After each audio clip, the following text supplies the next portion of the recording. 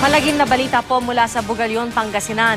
5 magkakaanak ang minasakir kagabi, kabilang po ang isang binatilyo. Inaalam ngayon ng pulisya kung may kinalaman sa krimen ang impormasyon nilang sangkot umano mga biktima sa mga iligal na aktibidad. Nakatutok si Mike Sabado ng GMA Dagupan. Dumanak ang dugo sa kubo na ito sa Barangay Poblasyon, Bugalyon, Pangasinan. Dito pinatay kagabi ang 5 lalaki kabilang ang isang menor de edad.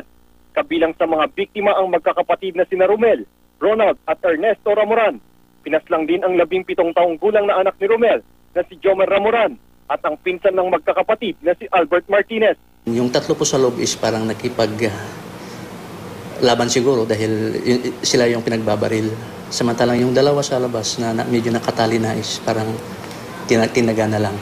Swerteng nakaligtas ang may bahay at isa pang anak ni Romel. Pakas pa rin ang takot ng 14 anyos na batang itatago natin sa pangalang June. Tinatandaan ng mukha nila, hindi po sila matandaan.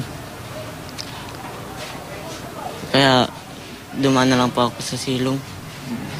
Saka ako tumakbo doon sa sa wakal. Nakatakas din si Mama? Opo. Nagpanggap po siya na nahimatay po siya. Natagpuan sa crime scene ang 16 na basyo at 5 bala ng kalibre 45 baril. Sa tansya ni June, aabot daw sa mahigit 10 ang mga salari na may takip daw sa muka kaya hindi niya nakilala. Iniimbestigahan pa rin ng mga otoridad ang posibleng motibo sa pamamaslang sa mag-anak. Kung titignan natin ang isang record ng iyong ama, si Romel Ramoran, is may kaso po ito na nangyari din dyan ata sa tabi nilang subdivision na robbery ata yung kaso. Sana po mahuli na po sila. Mula rito sa Pangasinan, Mike Sabado, nakatutok 24 oras.